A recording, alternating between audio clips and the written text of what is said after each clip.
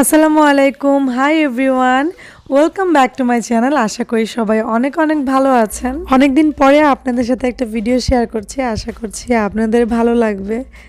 আমার লাস্ট ভিডিওতে বলেছিলাম আমার বাসায় আমেরিকা থেকে গেস্ট আসবে, তো ওনারা সবাই চলে এসেছে। তো সেই জন্য আমি একটু ব্যস্ত ছিলাম এই কয়েকদিন ধরে, তাই কোনো ভিডিও দিতে পারছিলাম না।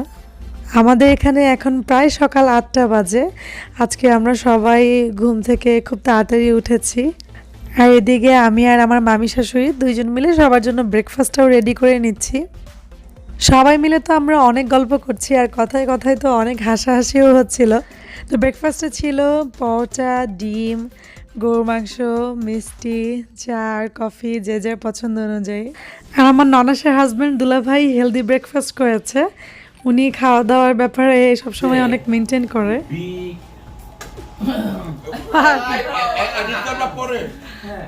তো একটু আগে যে হাই দিচ্ছিল উনি আমার মামা শ্বশুর হয়, সবসময় খুবই ফান করে, অনেক মজার একজন মানুষ। হ্যাঁ, এই তো এদিকে আবিশা মাও ঘুম থেকে উঠে গিয়েছে, ওকে ফ্রেশ করিয়ে ব্রেকফাস্ট করানো হয়ে গেছে। তারপর ফুপির দেওয়া গিফট খেলনা দিয়ে খেলছে। আবিশা অনেক স্টোরি বুক পছন্দ করে বলে ওর ফুপি ওর জন্য অনেকগুলো স্টোরি বুকও নিয়ে আসছে। আবিশা ওর ফুপুকে কাছে পেয়ে নিজেও অনেক খুশি। কিছুক্ষণ পর পর ফুপুর কাছে গিয়ে বসে থাকে, আর ফুপুও তো অনেক আদর করে। আর আবিশা ছোটোবেলা থেকেই আপুকে বেশ কয়েকবার দেখেছে। আপুরা কিছুদিন আগেও কানাডাতে এসেছিল। তো আমাদের এখানে দেখলাম ওয়েদারটা ভালোই ছিল, কিন্তু হঠাৎ করে আকাশটা ঘন কালো মেঘলা হয়ে এসেছে, চারপাশ পুরো অন্ধকার হয়ে গিয়েছিল, ঝুম বৃষ্টি শুরু হয়েছে। আর আমাদের এখানে এমনিতেও বেশ কয়েকদিন ধরেই ওয়েদারটা একটু এমন, সারাক্ষণই একটু পরপর বৃষ্টি হচ্ছে, সাথে সাথে একটা ওয়েদার। বাহিরে রিমঝিম বৃষ্টি, এই মেঘলা দিনে দুপুরের মেনুতে ভাজা ইলিশ আর খিচুড়ি হলে বেশ ভালোই হয়, তাই না? বাংলাদেশেও দেখলাম প্রচুর পরিমাণে বৃষ্টি হচ্ছে, তো আমি এদিকে রান্না শুরু করে দিয়েছি। আজকে হচ্ছে আমাদের বাসায় রাতে গেস্ট আসবে। আপুরা এখন বাইরে ঘুরতে বের হয়েছে, ওনাদের সাথেই অন্য গেস্টরা আসবে, তাই আমি প্রিপারেশন শুরু করে দিয়েছি। তো আমি আজকে যা যা রান্না করব গেস্টদের জন্য সব কিছুই ভোর রাতের দিকে আমি ফ্রিজ থেকে নামিয়ে রেখেছিলাম, যাতে সকালের দিকে সব কিছু নরম হয়ে গেলে ব্রেকফাস্টের পর খুব তাড়াতাড়ি রান্না শুরু করে দিতে পারি। তো গেস্টদের জন্য কি কি প্রিপারেশন নিয়েছি সেটাই আপনাদের সাথে একটু একটু করে শেয়ার করছি। এদিকে আমি ইলিশ মাছগুলোকে ফ্রাই করে রান্না করে ফেলেছি, একটু ভুনা করে রান্না করলাম, টমেটো দিয়েছি, আর এখন একটু ধনেপাতাও দিয়ে দিচ্ছি। এখন তো ইলিশের মৌসুম চলছে, বাংলাদেশে তো প্রচুর পরিমাণে ইলিশ মাছ পাওয়া যাচ্ছে। এই ইলিশ মাছগুলো ফ্রোজেন হলেও খেতে বেশ ভালোই লাগে, তবে তাজা ইলিশ মাছের স্বাদ ও গন্ধটাই অন্যরকম হয়। আমি দুইটা প্যানে আলাদা আলাদা করে রান্না করে ফেলেছি, যেহেতু ইলিশ মাছ একসাথে এতগুলো পিস রান্না করতে গেলে ভেঙে যেতে পারে। তো এখানে চিকেন রোস্টের জন্য বেশ কিছু চিকেন লেগ নিয়েছি, এগুলোকে ক্লিন করে আমি ম্যারিনেট করে রেখেছিলাম, খুবই সামান্য মশলা দিয়েছিলাম। এখন এগুলোকে বেক করে ফেলবো। একসাথে যেদিন অনেক রান্না থাকে ওই দিন যদি চিকেন রোস্টটা ফ্রাই না করে হালকা বেক করা যায়, তাহলে সময়টাও অনেক বাঁচে আর খুব সহজেই কাজটাও হয়ে যায়।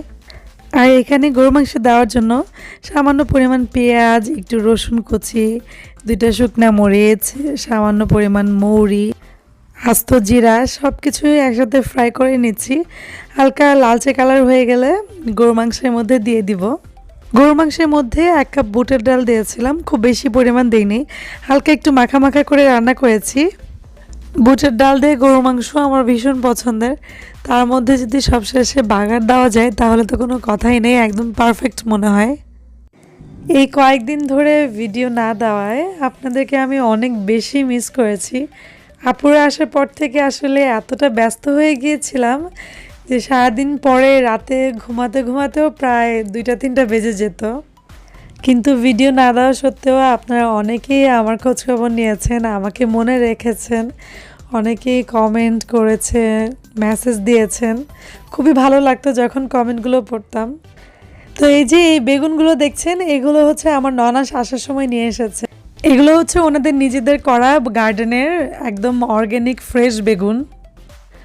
আপু আরও অনেক কিছু নিয়ে আসছে, অন্য আরেকদিন আপনাদের সাথে শেয়ার করব। দেখলাম আজকে যদি ওই জিনিসগুলো শেয়ার করতে যাই তাহলে ভিডিওটা একটু বেশি বড় হয়ে যেতে পারে। তাই আজকে আর তেমন কিছুই দেখালাম না কি কি নিয়ে আসছে। তো আমি ওই বেগুনগুলোকেই কেটে মশলা দিয়ে মাখিয়ে রেখেছিলাম, এখন এগুলোকে ফ্রাই করে ফেলছি।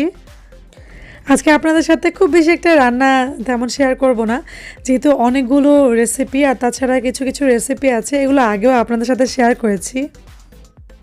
আমার কিছু কিছু আইটেম রান্না করা শেষ হয়ে গেছে, আর এদিকে এসে দেখি আমার হাজব্যান্ড সোফা তারপরে কার্পেট ক্লিনার নিয়ে এসে সবগুলো সোফা তারপরে কার্পেটগুলো অনেক নোংরা হয়ে গিয়েছিল, অনেক দিন হয়েছে ভালোভাবে ক্লিন করা হয় না।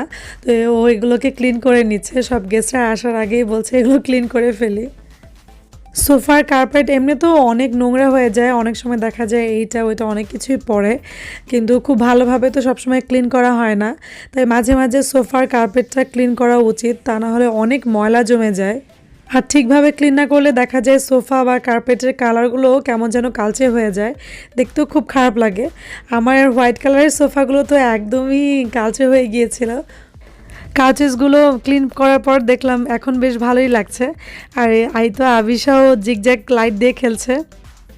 রিসেন্টলি এই লাইটটা দিয়ে খেলতে আবিশা অনেক পছন্দ করে, অন্ধকারে এই লাইটটা অন করলে অনেক এনজয় করে। তো আমিও আবিশাকে একটু কিছুক্ষণ সময় দিয়ে বরাবরের মতো আবার কিচেনে চলে আসলাম। আজকে প্রথমে আমার বাসায় গেস্টদের আসার কথা ছিল বিকেলবেলা, তো এই জন্য আমি খুব তাড়াহুড়াও করছিলাম আর টেনশনেও পড়ে গিয়েছিলাম যে সব কিছু রান্না করে ঠিকঠাকভাবে গুছিয়ে উঠতে পারবো কি না। পরে আপু ফোন করে বলল ওদের আস্তে আস্তে একটু লেট হয়ে যাবে, আপুরা আমাদের এখানে যে বাংলাদেশি এলাকা আছে ওইখানেই গিয়েছিল। সারাদিন আপুদের ঘোরাঘুরি করতে করতেও একটু লেট হয়ে যায়, তাই আমিও পরে যখন জানতে পারলাম আস্তে আস্তে রিল্যাক্স করে কাজ করছিলাম। আর গতকালকে আমরা বাসার বাইরে ছিলাম প্রায় রাত 2টা পর্যন্ত, তো সারাদিন আমার অন্য কোনো তেমন কাজও করা হয় নাই যেহেতু বাসায় ছিলাম না, তা না হলে হয়তো বা আগের দিন একটু হালকা প্রিপারেশন নিয়ে রাখতাম। আর রাতের বেলা বাসায় আসার পরে একদম টায়ার্ড লাগছিল, অন্য কোনো কিছু তেমন করতেও ইচ্ছা করছিল না, তাই তখন সব কিছু ফ্রিজ থেকে নামিয়ে রেখেছিলাম। আর চিন্তা করলাম একটু ঘুমিয়ে নেই, রেস্ট হবে তাহলে, আর সকালে তাড়াতাড়ি উঠে আস্তে আস্তে প্রিপারেশন নেওয়া স্টার্ট করব। তাই সকাল থেকেই সারাদিন জুড়ে গেস্টদের জন্য রান্নাবান্নাই করা হয়েছে, যতটুকু পেরেছি আমি ততটুকুই করার চেষ্টা করেছি। আর এখানে 2টা রেড স্ন্যাপার আমি মশলা দিয়ে মেরিনেট করে রেখেছিলাম, এখন এগুলোকে ফ্রাই করে তারপর এর মধ্যে একটু পেঁয়াজ মরিচ টমেটো আলাদাভাবে আমি ভেজে নিয়ে উপর দিক থেকে দিয়ে দিয়েছি। ফ্রাই করার পর এভাবে করে একটু দিলে দেখা যায় এমনিতেও খাওয়া যায়, আবার রাইস দিয়েও খেতে ভালো লাগে। আর এদিকে চিকেনগুলো হয়ে গেছে, তাই সবগুলো একসাথে বেক করে নিয়েছি আর এখন রান্না বসিয়ে দিব। চিকেন রোস্টটা আমি কিভাবে রান্না করি এর আগে আমাকে বেশ কয়েকটা ভিডিওতে অনেকেই রিকোয়েস্ট করেছেন দেখানোর জন্য, তাই আজকে আপনাদের সাথে একটু শেয়ার করছি। প্রথমে আমি এর মধ্যে পরিমাণ মতো পেঁয়াজ কুচি, পেঁয়াজ বাটা, একটা দারচিনি, 3টা এলাচ, একটা তেজপাতা দিয়ে প্রথমে একটু হালকা ফ্রাই করে নিয়েছি। তারপর যখন পেঁয়াজ কুচি আর পেঁয়াজ বাটা হালকা লালচে হয়ে এসেছে তখন এর মধ্যে আমি একে একে মশলাগুলো দিয়ে দিচ্ছি। আদা বাটা দিয়েছি, রসুন বাটা, ধনে গুঁড়া, তারপর জিরা গুঁড়া, মরিচের গুঁড়া, স্বাদমতো লবণ। আর চিকেন রোস্ট রান্না করার সময় একটা স্পেশাল মশলাও দেওয়া হয়, সেই মশলাটাও দিয়েছি। সেই স্পেশাল মশলার মধ্যে ছিল জয়ফল, জয়ত্রী, দারচিনি, এলাচ, লবঙ্গ, গোলমরিচ আর শাহি জিরা, সব কিছু একসাথে গুঁড়া করে নিয়ে এর মধ্যে দিয়েছি। আর সামান্য একটু হলুদের গুঁড়াও দিয়েছিলাম। পরিমাণটা আমি আর দেখালাম না কতটুকু কি পরিমাণে দিয়েছি, কারণ দেখা যায় চিকেন রোস্টের উপরে ডিপেন্ড করে যে যার ইচ্ছা অনুযায়ী পরিমাণ বুঝে তারপরে মশলাগুলো দিবেন। তো মশলাটাকে সামান্য পানি দিয়ে খুব ভালোভাবে কষিয়ে নিয়েছিলাম। তারপর এর মধ্যে টক দই, বাদাম, বেরেস্তা আরও কিছু জিনিস দিয়ে একটা পেস্ট তৈরি করে আমি আগেই রেখে দিয়েছিলাম, ওইটা দিয়ে আবার কিছুক্ষণ ভালোভাবে মশলাটাকে কষিয়ে নিয়েছি। এখন চিকেন লেগগুলো মশলার মধ্যে দিয়ে ভালোভাবে নাড়াচাড়া করে মশলাটা চিকেনের সাথে মিক্স করে দিচ্ছি। আমি চিকেনগুলো যখন বেক করেছি তখন এর মধ্যে অয়েল দিয়ে রেখেছিলাম যাতে বেক করার পরে ড্রাই না হয়ে যায়। আর এভাবে করে চাইলে কিন্তু আপনারাও একবারে যদি অনেকগুলো চিকেন ফ্রাই করতে ইচ্ছা না করে তাহলে সেক্ষেত্রে বেক করে নিতে পারেন। তো কিছুক্ষণ মাংসের সাথে মশলা কষিয়ে নেওয়ার পর এর মধ্যে পরিমাণ মতো আমি মিল্ক দিয়েছি আর একটু সামান্য পানি দিয়েছিলাম। তারপর এটাকে বেশ কিছুক্ষণের জন্য ঢেকে রেখে দিয়েছিলাম। তারপর ঢাকনাটা তুলে নিয়ে এর মধ্যে কিছু আলু বোখারা দিয়ে দিয়েছি, সেই সাথে কিছু আস্ত কাঁচামরিচও দিয়ে দিলাম। এখন এটাকে আবারও কিছুক্ষণের জন্য ঢেকে রেখে দিব। এই পর্যায়ে চুলার আঁচটা মিডিয়াম থেকে লোতে দিয়ে তারপর ঢেকে রাখতে হবে। তারপর কিছুক্ষণ ঢেকে রেখে ঢাকনা তুলে এর মধ্যে দিয়েছি কেওড়া ওয়াটার, খুব সামান্য পরিমাণ দিলাম, তাহলে খুব সুন্দর একটা স্মেল আসবে। তো রোস্ট রান্না করা হয়ে গিয়েছে। এদিকে আমি 3 রকমের শুটকি করব, শুটকিগুলো একের পর এক আস্তে আস্তে করে ফেলছি। আজকে হচ্ছে শুটকির ভাজা ভুনা ভর্তা করেছি। তো টেস্ট করে মনে হলো একটু লবণটা কম হয়েছে, তাই পরে আবার সামান্য পরিমাণ লবণ দিয়ে দিলাম। তো শুটকি রান্না করা হয়ে গেলে কিছু কাবাব ফ্রাই করে নিচ্ছি। এটা ছিল টুনা কাবাব। আর এদিকে বিরিয়ানির জন্য আলাদা করে মুরগির মাংস রান্না করা হয়ে গিয়েছে। তারপর কিছু ডিম আর আলু আমি সিদ্ধ করে ফ্রাই করে নিয়েছি হালকা মশলা দিয়ে। সব সময় আমি বিরিয়ানি যেভাবে রান্না করি আজকেও ঠিক ওইভাবেই রান্না করেছি। তো মোটামুটি বেশ কয়েকটা আইটেম রান্না করা হলো। এখন বাকি আছে বেগুন ভর্তা। তো বেগুনগুলোকে যে আমি ফ্রাই করে নিয়েছিলাম, ওগুলোকে ফ্রাই করার পর আলাদাভাবে ভর্তা করে নিয়েছিলাম। তারপর এখন সামান্য সরিষার তেলের মধ্যে 2টা শুকনা মরিচ দিয়েছি, আলাদাভাবে ভর্তাটাকে আমি ভেজে নিব।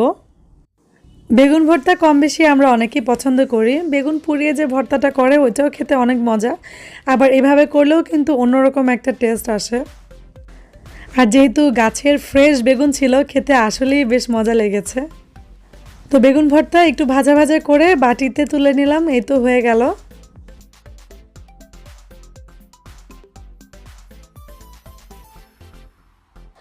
তো সব রান্না শেষে তো মিষ্টি কোনো আইটেম না হলেই না।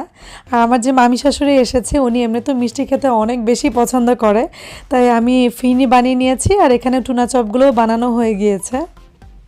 তো রান্না শেষে ফ্রেশ হয়ে আসার পর দেখি আমার হাজবেন্ড পুরো বাসাটা সুন্দরভাবে গুছিয়ে রেখেছে। আবিশাকেও সারাদিন ফুল অফ টেক কেয়ার করেছে, সেই সাথে পুরো বাসাটা ক্লিন করে একদম সুন্দরভাবে গুছিয়েও রেখেছে।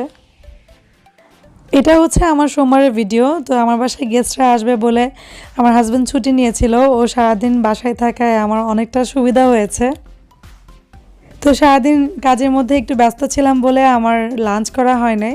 তো আমার হাজবেন্ড বলল যে লাঞ্চটা করে নাও, এদিকে বাকি যে কাজগুলো আছে ও করে ফেলবে। আর তাছাড়া আমার বাসায় যখন গেস্টরা আসে অন্য কোনো আইটেম ও রান্না করুক বা না করুক, সালাদটা সবসময় ও নিজেই করে। এটা হচ্ছে দুলাভাইয়ের জন্য অ্যাভোকাডো সালাদ। দুলাভাইয়ের জন্য তার শালা স্পেশাল অ্যাভোকাডো সালাদ বানিয়েছে। তো এটা নিয়ে আমরা আবার একটু হাসাহাসিও করছিলাম।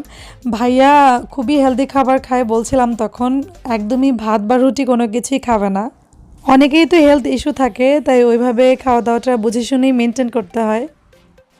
তো আমাদের এখানে এখন প্রায় রাত 8টা বাজে, আমরা সবাই একটু বসে রিল্যাক্স করছি। গেস্টরা এখনও কেউ আসে নাই, তাদের আস্তে আস্তে প্রায় রাত 9:30 বেজে গিয়েছিল।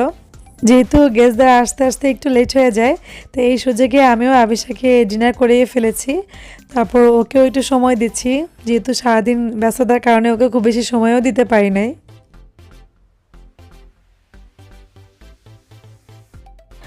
তো আমার হাজবেন্ড এই যে 2 রকমের সালাদ বানিয়ে রেখেছে, তারপর বাকি অন্যান্য যে টুকটাক কাজ ছিল সব কিছুই করে সুন্দরভাবে গুছিয়ে রেখেছে। আর এদিকে আমি এখন ম্যাঙ্গো স্মুদি বানাবো, সেজন্য কিছু আম আমি ধুয়ে কেটে ব্লেন্ডারে নিয়ে নিয়েছি। তারপর এখন ঠান্ডা মিল্ক দিয়ে দিলাম, ইয়োগার্ট দিয়েছি। হানি ম্যাঙ্গোগুলো এত মিষ্টি হয় যে এখানে স্মুদি বানানোর সময় চিনি দেওয়ার কোনো প্রয়োজন হয় না। চিনির পরিবর্তে সামান্য একটু এক্সট্রা হানি অ্যাড করেছিলাম, সেই সাথে হালকা কিছু বরফ কুচি দিয়েছিলাম। সব কিছু ব্লেন্ড করে নিলাম।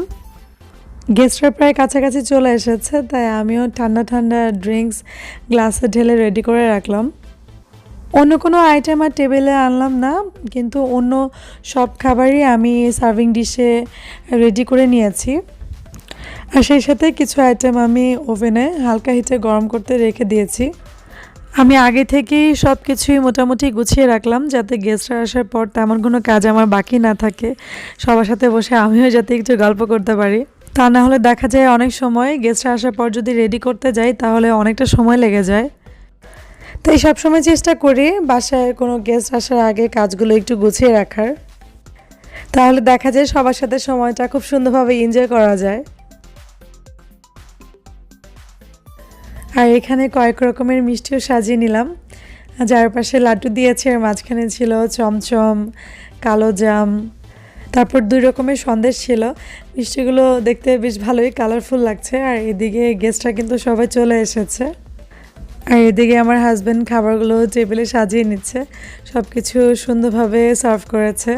তো আলহামদুলিল্লাহ নিজেদের সাধ্যমতো যতটুকু পেরেছি করার চেষ্টা করেছি, আশা করি গেস্টদেরও অনেক ভালো লেগেছে।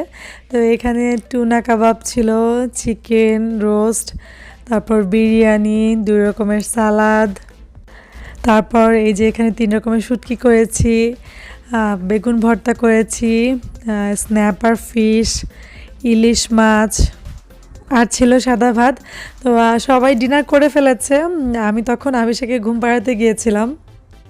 আর এখন তো প্রায় অনেকটা রাতও হয়ে গিয়েছে, তাই ওকে ঘুম পাড়িয়ে দিলাম।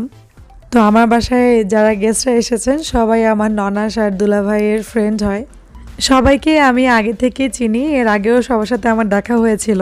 তো সবাই যেহেতু আড্ডায় আর গল্প করায় ব্যস্ত, তাই মামি এখানে সবার জন্য চা বানিয়ে নিয়েছে। তো এখানে সবাই আমার চাইতে বেশ অনেকটা সিনিয়র, তারপরে ওনাদের এই গ্রুপটা আমার খুব ভালো লাগে, সবাই অনেক ফ্রেন্ডলি, আমাকেও অনেক আদর করে। তো সবশেষে সবাই বিদায় নিয়ে চলে যাচ্ছে, আপু আর মামিরা তো আমাদের বাসাতেই থাকবে। আশা করি আপনাদেরও ভালো লেগেছে ভিডিওটি, ভালো লাগলে চ্যানেলটি সাবস্ক্রাইব করতে ভুলবেন না। আজকে এ পর্যন্তই, আল্লাহ হাফেজ।